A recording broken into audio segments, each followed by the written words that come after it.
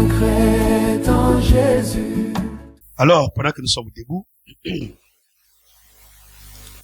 nous allons lire dans Nombre, nous allons partir de l'Ancien Testament, Nombre chapitre 3.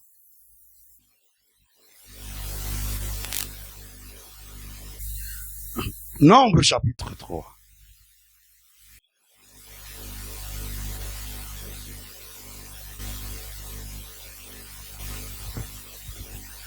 À partir du verset 1er.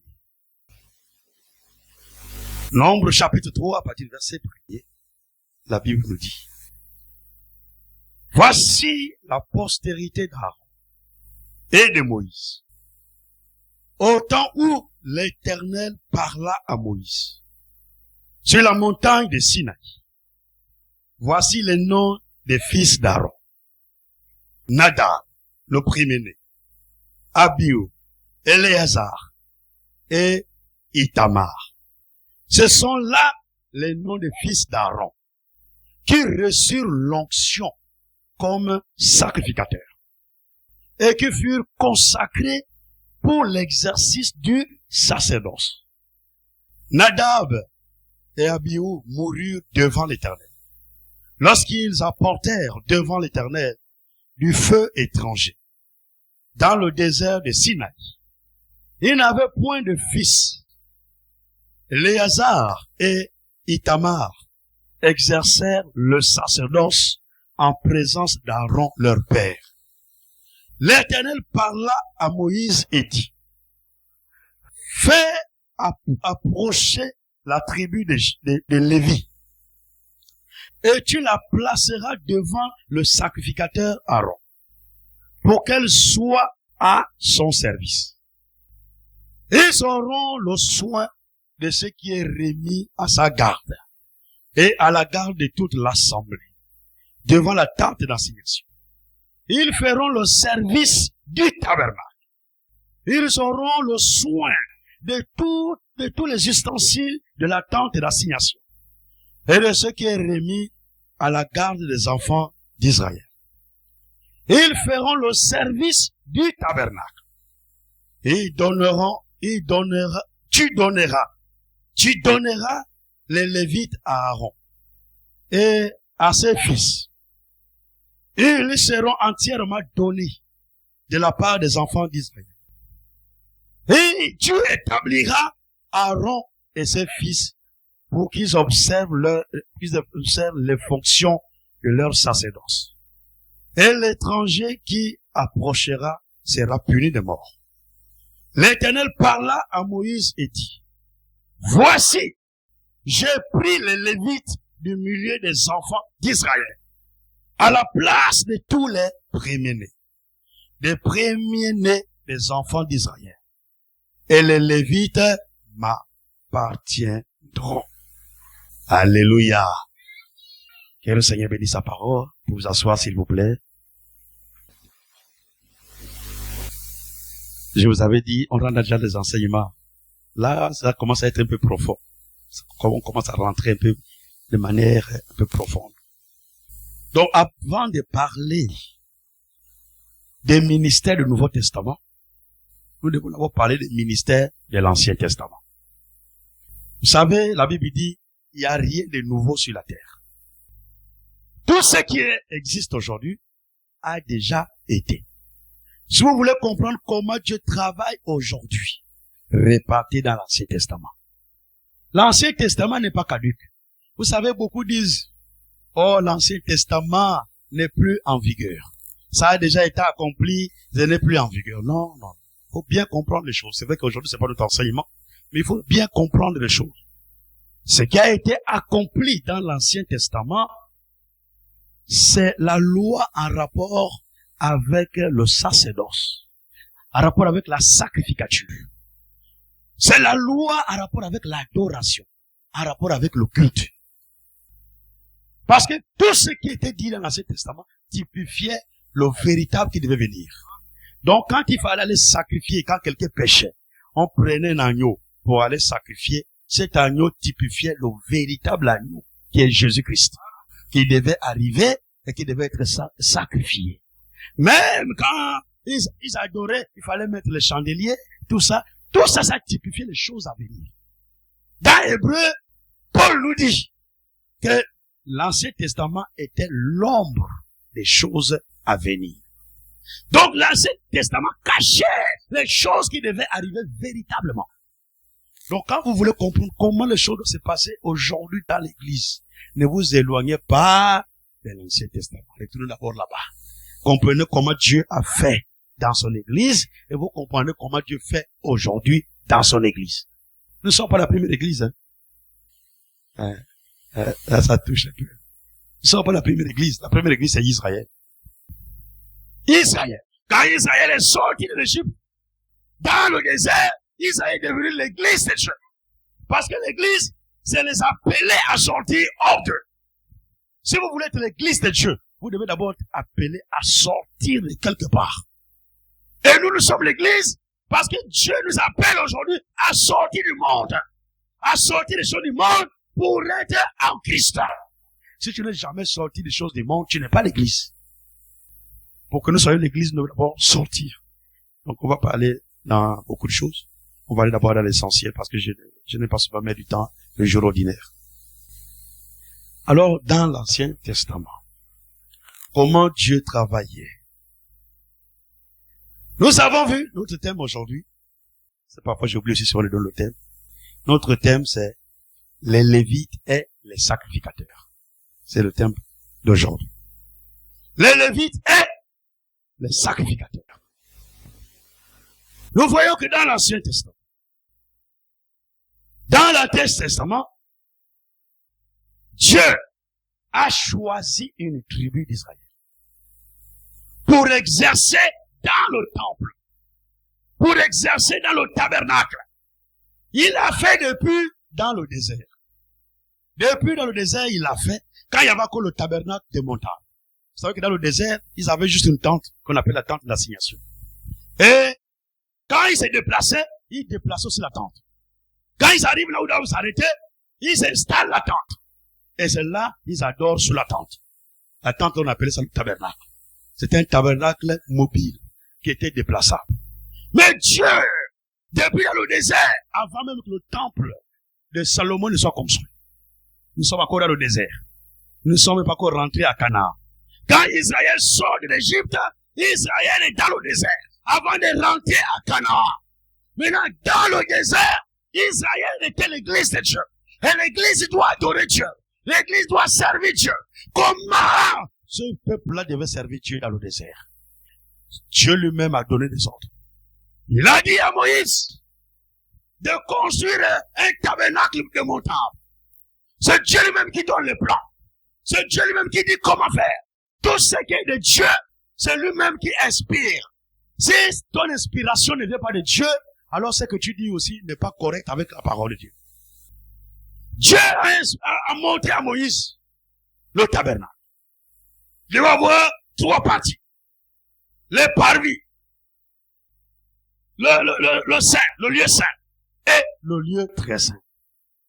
Dieu a montré cela à Moïse. Et Moïse a construit le tabernacle.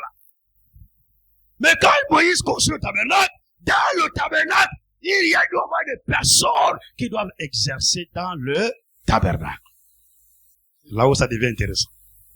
Alors Dieu, pour le service divin, pour le service dans le temple, Dieu a choisi une tribu. Parmi 12 tribus. Vous savez que Israël est formé de 12 tribus. C'est ça que je dois répéter en arrière. Je sens ça. Quand vous me dites que des retours en arrière, là, je sens ça, je dois répéter. Israël et l'émanation, Israël vient depuis Abraham. Abraham a engendré Isaac. Isaac a engendré Jacob. Et c'est Jacob qui fut changé, son nom fut changé en Israël. Le nom de Jacob fut changé en Israël. Maintenant, Jacob a eu 12 fils. Donc, Jacob a eu des fils. Il a même eu des filles. Jacob a eu des fils et des filles. Maintenant, Dieu, pour former la nation d'Israël, Dieu s'est servi des noms des 12 enfants de Jacob pour former les tribus d'Israël. Donc, en Israël, il y a 12 tribus, pas plus. 12 tribus. Et les 12 tribus-là sont formées à partir des enfants d'Israël. Les enfants de Jacob. Je n'ai plus envie de dire Jacob. Je dis maintenant Israël. Vous comprenez? Jacob, son nom a été changé en Israël. Alors, Israël a engendré 12 fils. Nous allons lire ça rapidement. On va départir un peu rapidement avant d'avancer. Sinon, je risque de ne pas vous donner la quintessence que vous avez besoin.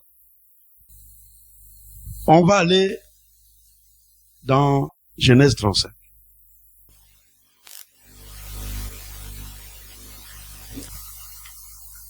Genèse 35.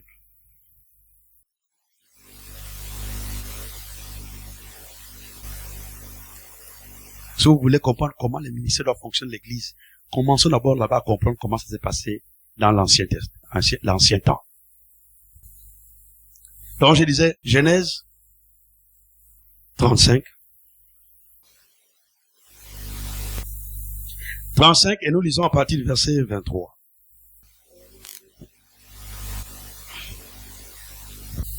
À partir du verset 23 de Genèse 35. Fils de Léa, Ruben, premier-né de Jacob. Le premier-né de Jacob s'appelait Ruben. Et il était fils de Léa. Fils de Léa, Ruben, premier-né de Jacob. Siméon, Lévi, Judas. Vous pouvez compter au fur et à mesure. Issachar et Zabulon. Ça, c'est pour ceux qui sont nés du ventre de Léa. Ensuite, le verset 24. Fils de Rachel. Là, c'est maintenant la deuxième femme. Fils de Rachel. Joseph et Benjamin.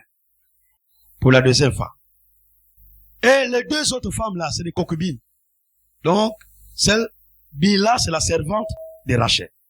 Que Rachel avait donné à Jacob pour faire des enfants. Fils de Bila, servante de Rachel, Dan et Nephtali. Fils de Zilpa, servante de Léa, Gad et Aser. Ce sont là les fils de Jacob qui lui naquirent à Padan Aram. Il y en a 12. Vous pouvez compter, vous allez voir, il y en a 12. Et les 12 là, c'est ceux qui forment les 12 tribus d'Israël. Donc en Israël, il y a une tribu qui s'appelle Ruben. Il y a une tribu qui s'appelle Siméon. Il y a une tribu qui s'appelle Lévi. Il y a une tribu qui s'appelle Judas, Issachar, Zabulon, Joseph. Ça c'était au début. Je lis d'abord, parce qu'après, peut-être on verra ça prochainement. Mais pour aujourd'hui, on va d'abord aller dans l'essentiel. Parce qu'après, Joseph et Lévi vont quitter les tribus. Et ces deux tribus seront remplacées par Ephraïm et Manassé, qui sont les fils de Joseph, qu'il a eu en Égypte. Et Jacob les a adoptés. On va aller plus doucement, parce que sinon je risque de vous embrouiller. Donc on reste d'abord dans ce qui est dit littéralement. Prochainement, on verra comment il y a eu un changement. Donc, tous ces noms-là, les noms des fils, des 12 fils de Jacob, c'est ces noms-là qui donnent les noms aux tribus d'Israël. Les 12 tribus d'Israël. Je vais aussi lire quelque chose rapidement. Toujours dans Genèse chapitre 46.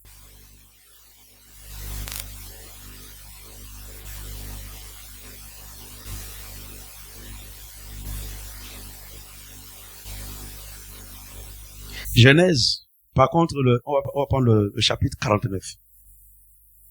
Genèse 49. Et nous lisons le verset 28.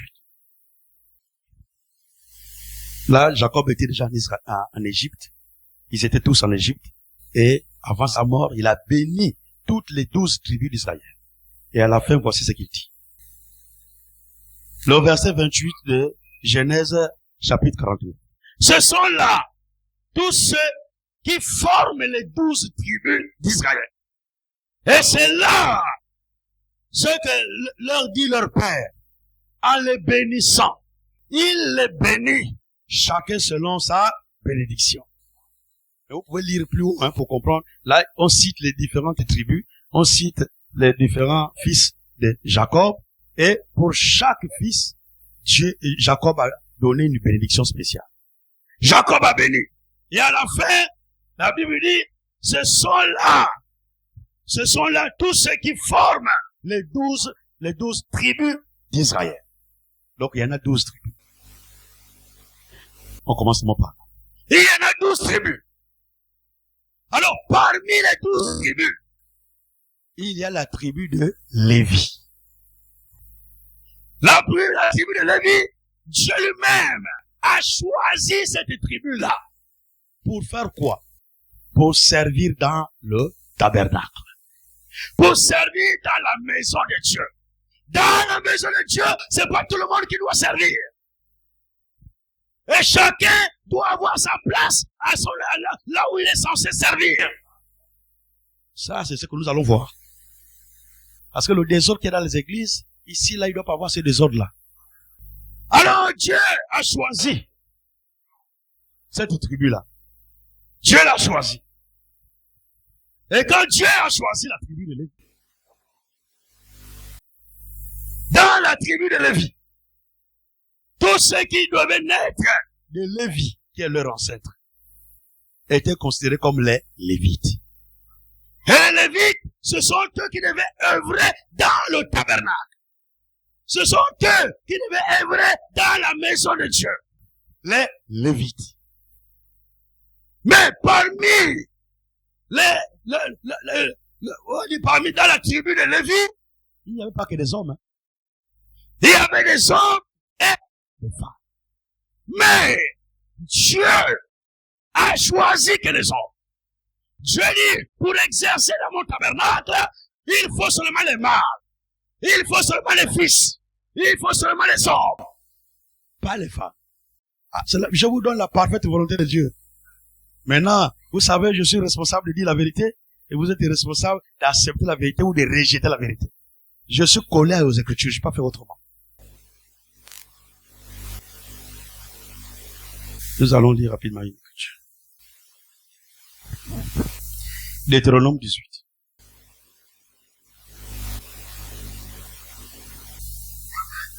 Deutéronome 18, le verset 1. La Bible dit ceci. À partir du verset 1 jusqu'au verset 5. Les sacrificateurs, les Lévites, la tribu entière de Lévi, n'auront ni part, ni héritage avec Israël. Ils se nourriront des sacrifices consumés par le feu à l'honneur de l'Éternel et de l'héritage de l'Éternel. Ils n'auront point d'héritage au milieu de leurs frères. L'Éternel sera leur héritage. Comme il leur a dit, voici quel sera le droit des sacrificateurs sur le peuple, sur ceux qui offriront un sacrifice, un bœuf ou un agneau. On donnera aux sacrificateurs l'épaule, les mâchoires et l'estomac. Tu lui donneras les prémices de ton blé, de ton mou et de ton huile, et les prémices de la toison de tes brebis. Le verset 5. Car celui que l'Éternel, ton Dieu, a choisi entre toutes les tribus pour qu'il fasse le service au nom de l'Éternel, lui et ce fils à toujours. Donc Dieu a choisi Lévi. Dieu a choisi Lévi et ses fils pour qu'ils fassent le service dans la maison de l'Éternel, dans le tabernacle de Dieu. Donc, tous ceux qui devaient exercer un office dans la maison de l'Éternel, c'était seulement les Lévites. Personne qui venait de la tribu de Juda. Personne qui venait de la tribu de Ruben. Personne qui venait de la tribu de Siméon. Personne qui venait des autres tribus. La seule tribu qui devait exercer dans le temple, c'est la tribu de Lévi. Comprenez bien ça. Donc, il n'y a que les Lévites qui devaient exercer dans le tabernacle de Dieu. Uniquement les Lévites. Mais non! Maintenant, les Lévites, il y avait aussi Moïse et Aaron. Moïse et Aaron faisaient partie de la tribu de Lévi. Ils étaient dans la tribu de Lévi. Alors, dans cette tribu-là, de Lévi, il y avait Moïse et Aaron pendant qu'ils étaient dans le désert. J'essaie d'aller un peu doucement là. Pendant qu'ils étaient dans le désert, là, parce que c'est là où Dieu instruit toutes choses. C'est quand ils sont dans le désert. Donc, pendant qu'ils sont dans le désert, Moïse était là, Aaron était là. Et les deux étaient la lignée de Lévi. Aaron était le grand frère aîné. C'était l'aîné de Moïse. Alors, les deux là étaient dans la même tribu. Maintenant, qu'est-ce que Dieu a fait? Dieu, parmi la tribu de Lévi, tous sont d'abord les Lévites, y compris Moïse et Aaron, tous les Lévites. Maintenant, parmi tout ce monde-là, parmi les Lévites, Dieu a encore fait un choix parmi les Lévites. Donc, parmi les Lévites, Dieu a choisi Aaron. Dieu a choisi Aaron. Et quand Dieu choisit Aaron, ce n'est pas pour être comme les autres Lévites. Aaron devait être le sacrificateur. Aaron devait être un Lévite simple.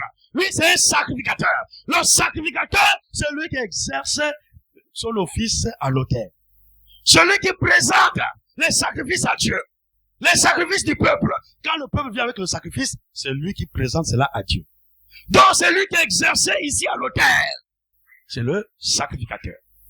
Et il y avait un souverain sacrificateur et les autres étaient des sacrificateurs simples. Et tous les sacrificateurs venaient uniquement de la lignée d'Aaron. Donc, les sacrificateurs étaient seulement de la famille d'Aaron. Mais la famille d'Aaron faisait partie de la tribu de Lévi. Si vous voyez. Maintenant, Dieu choisit Aaron et ses enfants pour être à la sacrificature. Les autres Lévites, Dieu les prend pour aider Aaron et ses enfants dans le service, dans le temple. Donc, les autres Lévites devaient maintenant exercer d'autres offices dans la maison de Dieu. Ils pouvaient exercer l'office de portier, l'office des chantres, nous allons voir ça tout à l'heure. Ils exerçaient les autres offices. Mais, la sacrificature, c'est uniquement les sacrificateurs. Et pour rentrer dans le lieu très saint du tabernacle, il fallait être souverain sacrificateur. Pour rentrer là-bas, si tu rentres là-bas, tu n'es pas souverain sacrificateur, Dieu te frappe sur place. Et tu meurs là sur place. Et quand tu meurs, personne ne va rentrer là-bas pour te prendre. Maintenant, qu'est-ce qu'ils faisaient? Quand ils savent que souverain sacrificateur doit rentrer dans le lieu très saint. Parce qu'il y avait un voile qui séparait les trois parties. Il y a le lieu très saint, il y a le lieu saint, et il y a les parvis. Séparés, d'abord séparés par le voile. C'est le voile là qui a été déchiré quand Jésus a donné sa vie à Golgotha. Le voile du tabernacle fut déchiré. Du haut vers le bas. Et le lieu très saint fut ouvert. Et là, tout le monde, c'est la première fois que les gens ont vu tous le lieu très saint. Le lieu très saint, c'était uniquement les souverains sacrificateurs. Maintenant, avant de rentrer là-bas, on devait attacher le corps. On attache le corps avec les clochettes. Ouais, les clochettes comme aux enfants là au pied là. Quand l'enfant se déplace, il faut attendre le bruit là. On attache les clochettes. On lui met le fil là. Maintenant, quand il rentre dans le lieu très saint, le fil là, c'est un long fil. Ça doit quitter le lieu saint jusqu'à l'extérieur là-bas. Donc, pendant qu'il est dans la sacrificature, quand il exerce son ministère, s'il rentre là-bas, sans d'abord se repentir, sacrifier un agneau pour ses péchés, Dieu le frappe sur place. Dieu ne blague pas avec ça. Qui que tu sois. Alors, quand il rentre là-bas, quand Dieu le frappe, si tu dis, oh, il est mort, tu vas le soulever. Quand tu rentres aussi, Dieu te frappe. L'autre qui rentre, Dieu frappe. Vous tous qui rentrez, Dieu vous frappe. Vous mourrez sur place. Alors, la corde là servait. Quand on attend, les clochettes ne font plus le bruit. Quand il n'y a plus le bruit des clochettes, on commence à comprendre, il y a quelque chose qui se passe là-bas. Ceux qui sont à l'extérieur commencent à tirer un peu sur la corde. On tire un peu comme ça. Pour voir s'il bouge encore là-bas. Quand on tire, rien ne bouge pas. On tire, comprenez, là, l'Éternel l'a frappé. Alors, qu'est-ce qu'on fait? on devait le tirer avec la corde, avec cette corde-là, pour le faire retirer du lieu très saint. Donc on tire, jusqu'à ce qu'il sorte du lieu très saint. Dieu ne blague pas avec ces choses-là. Aujourd'hui, nous blaguons dans les églises. Dieu ne blague pas avec son œuvre. Dieu ne blague pas avec son service. Quand vous venez au service d'hiver, ne blaguez pas. Soyez sérieux. Alors, Aaron et ses fils étaient à la sacrificature. Maintenant, les autres Lévites étaient dans les autres offices. Alors, c'est comme ça qu'ils ont commencé à servir Dieu dans le tabernacle, dans le désert. Et parmi tout ce monde-là, Dieu ne choisissait que les hommes. Vous pouvez aller fouiller dans toute la Bible. Vous ne trouverez pas un seul sacrificateur femme. Vous ne trouverez pas un seul lévite qui a exercé dans le temple qui est une femme. Vous n'allez pas trouver cela. On doit mettre les choses en ordre. Dans le Nouveau Testament, si on montre, parce qu'on va d'abord commencer l'Ancien Testament, mais dans le Nouveau Testament, on montrera ces choses clairement. Alors, il y avait que des hommes qui servaient Dieu dans le temple. Les hommes uniquement. Qui avaient des offices, bien sûr. Mais les femmes pouvaient croire, servir Dieu à leur place.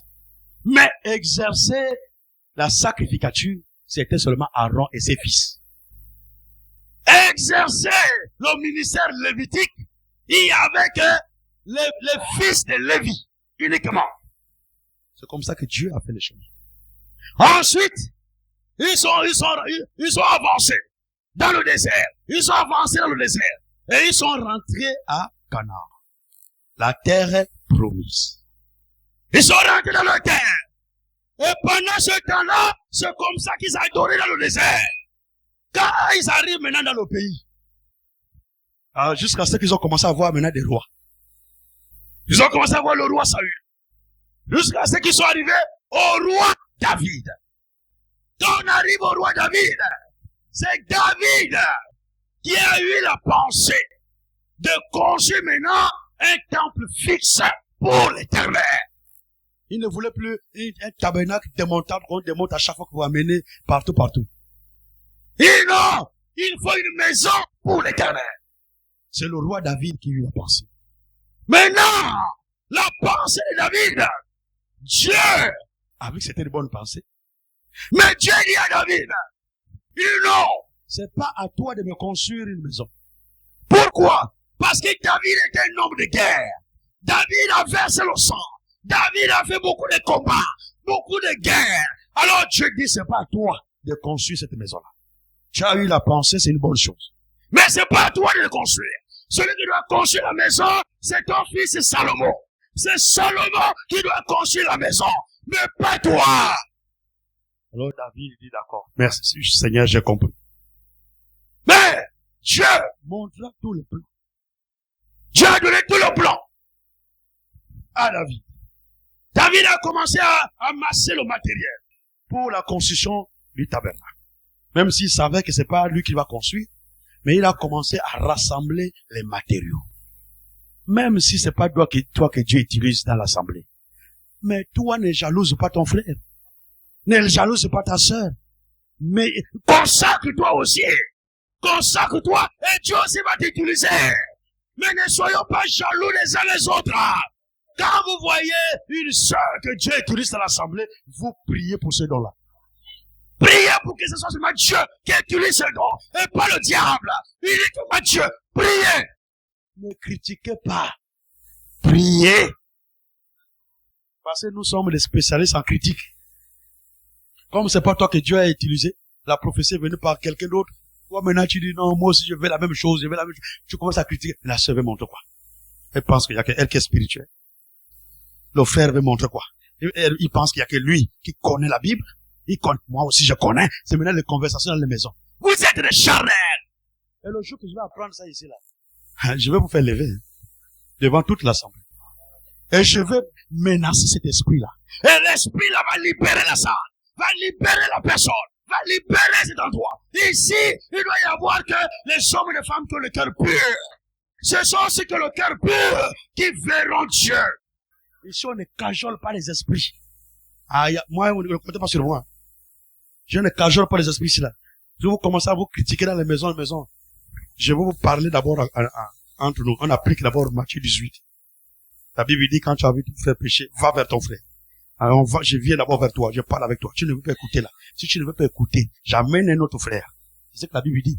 Si tu ne veux pas écouter, prends un autre. Un ou deux. Et amène-les comme des témoins. J'amène un frère ou deux frères, je viens te parler encore. Tu ne comprends pas. La Bible dit maintenant, dis cela à l'église. Je monte ici. Ici là. J'ai fait le rapport à l'église. Je dois vous faire le rapport d'abord avant de vous dire la situation. Je vous fais le rapport. Voici, on a vu le frère. On a parlé avec le frère. On lui a dit ça. Il ne veut pas écouter. Si c'est un frère qui souille nos sœurs ici, je vous mets en cadre, le frère. Ça, c'est un esprit que moi, je ne cajole même pas un peu. Même pas un peu. Même pas un peu. Vraiment, n'ayez même pas la pensée de souiller les sœurs de l'assemblée. Moi, si j'apprends ça, on applique rigoureusement les Écritures. Alors, on va, si on te parle, tu n'écoutes pas, on présente la situation à l'église. Et soit on va te excommunier, donc on va te chasser de l'église, soit on te livre à Satan. La livraison à Satan est biblique. C'est pas notre sujet. Je sais pas comment je me suis retrouvé là-bas. Je n'ai pas assez de temps le jour de la semaine. Hein?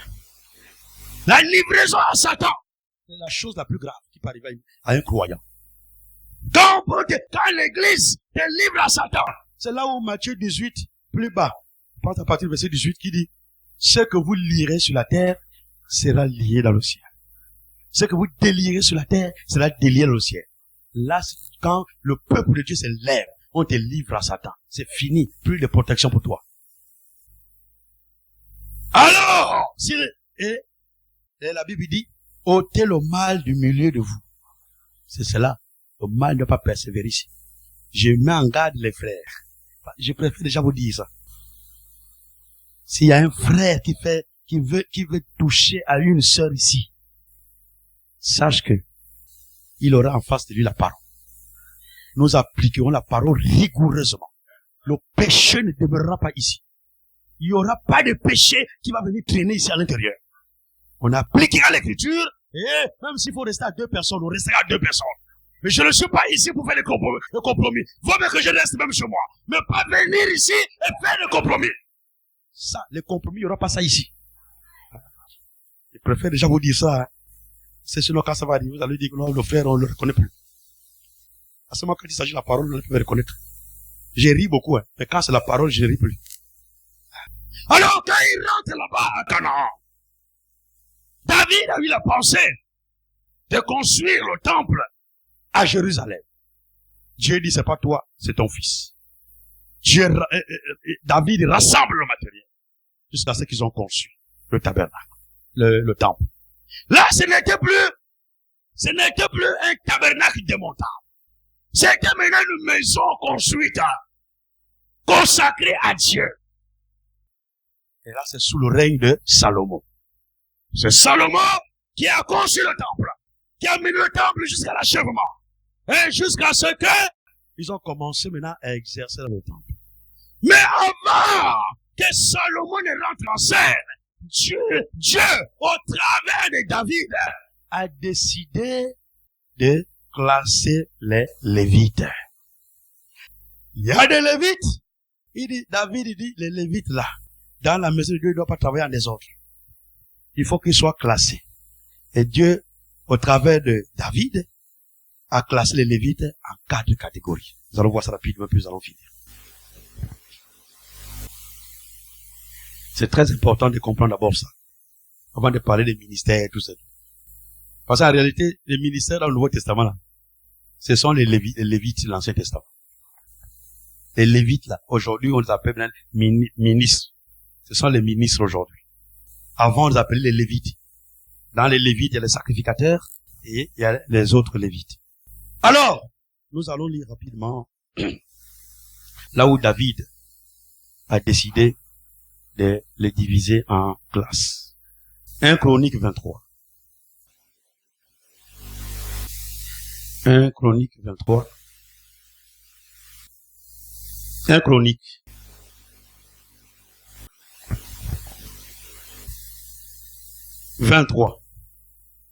À partir du verset 1er. 1 Chronique 23, partie verset 1er. David, âgé et rassasié de jour, établit Salomon son fils pour roi sur Israël. Il assemblant tous les chefs d'Israël, les sacrificateurs et les Lévites. On fit le dénombrement des Lévites depuis l'âge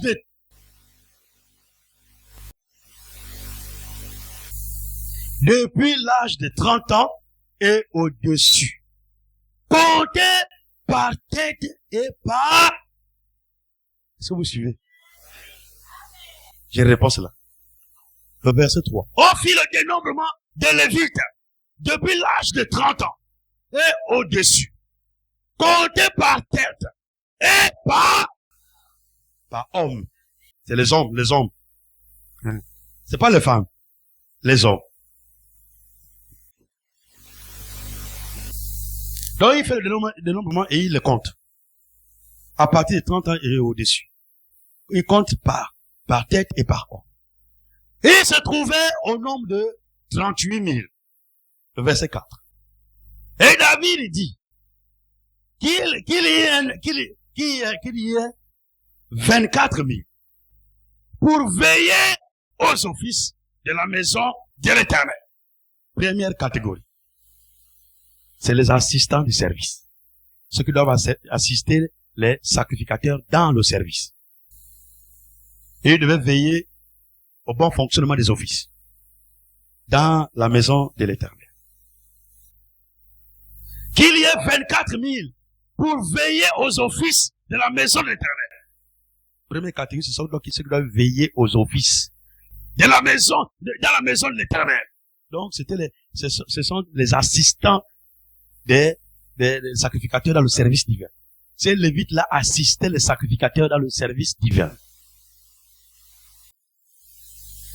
Pour veiller aux offices de la maison de l'Éternel. 6 000 comme magistrats et juges. Donc il y a des Lévites qui devaient jouer le rôle de magistrats et de juges dans la maison de l'Éternel. Ils étaient chargés de tout ce qui est administration et tout ce qui est justice parmi le peuple. Le verset 5. 4 000 comme portiers. Mais pour être à la porte là-bas, il fallait être un Lévite.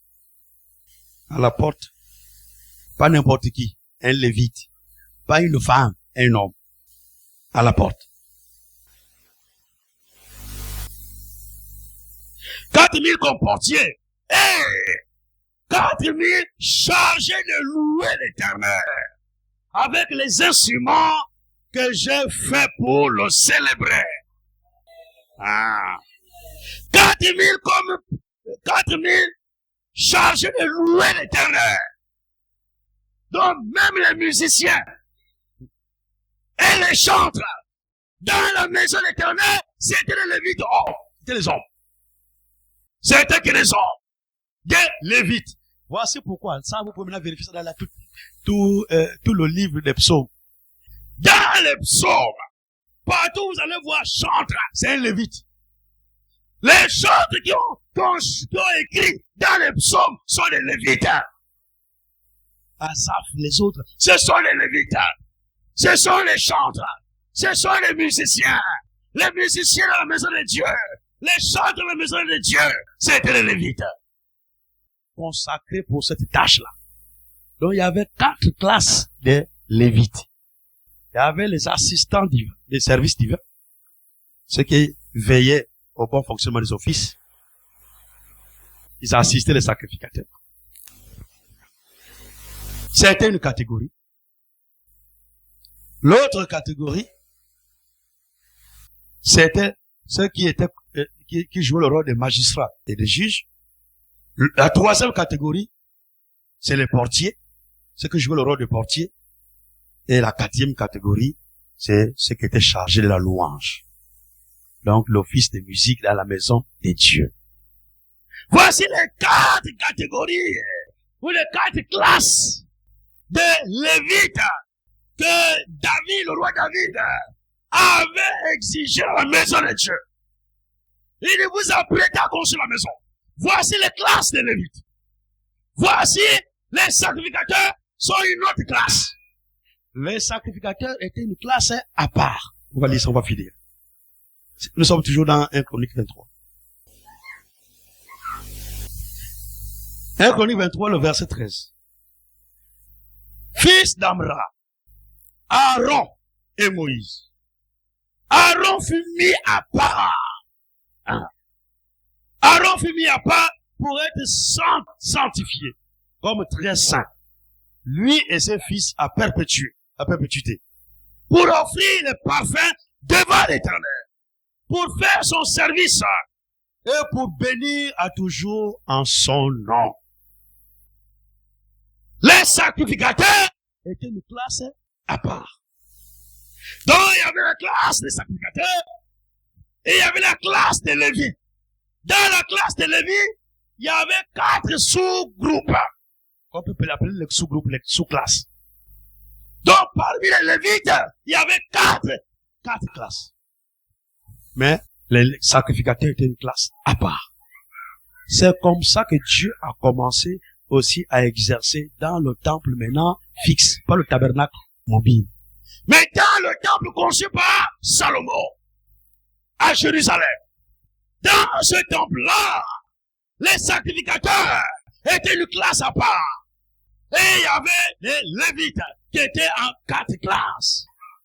Voici les hommes que Dieu utilisait dans son sanctuaire, dans sa maison, dans son temple. C'est comme ça que Dieu utilisait les hommes dans l'Ancien Testament. Maintenant, autour de ceux-là, c'est ceux qui exerçaient dans le tabernacle. Mais il y avait aussi des prophètes. Il y avait des prophètes. Mais les prophètes avaient reçu leur don directement de Dieu. Mais il n'y avait pas les 5 ministères comme nous avons dans le Nouveau Testament. Il n'y avait pas les apôtres. Il n'y avait pas les évangélistes. Ça, c'est venu maintenant avec le Nouveau Testament, que nous allons voir à partir de jeudi. Mais aujourd'hui, c'était de comprendre les Lévites et les sacrificateurs.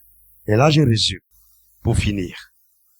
Dieu, pour utiliser les hommes, pour que les hommes fassent, peut servir Dieu dans la maison de Dieu, pour ce qui est de l'Ancien Testament, Dieu a choisi une tribu, qu'on appelle la tribu des Lévites.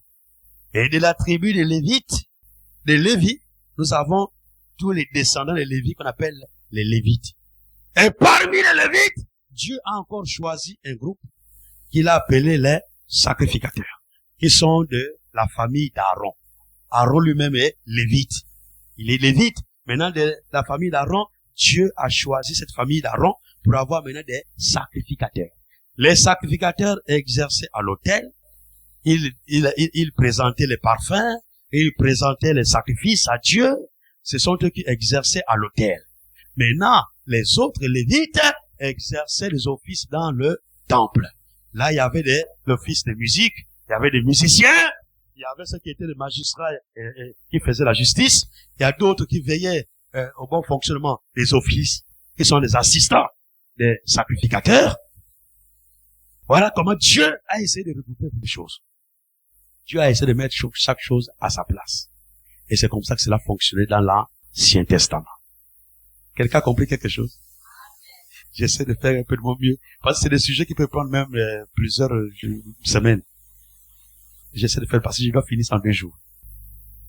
Ce que je voulais vous montrer ici, c'est que c'est Dieu lui-même qui a décidé comment on devait exercer dans sa maison. C'est pas les hommes. C'est même pas Moïse. C'est même pas David. C'est Dieu lui-même a décidé comment on doit faire le service dans la maison de Dieu. Lui-même qui l'a fait. Et il a choisi les hommes dans ces services-là. Donc, à la sacrificature, c'est les hommes. Les autres Lévites, les hommes, sont eux qui exerçaient. Même pour porter l'arche de l'alliance. Quand il s'est déplacé pour porter l'arche de l'alliance, ce sont les Lévites. Ce sont eux. On ne peut pas, toi qui n'es pas Lévite, tu vas te soulever là-bas, tu meurs. Dieu ne blague pas avec ça.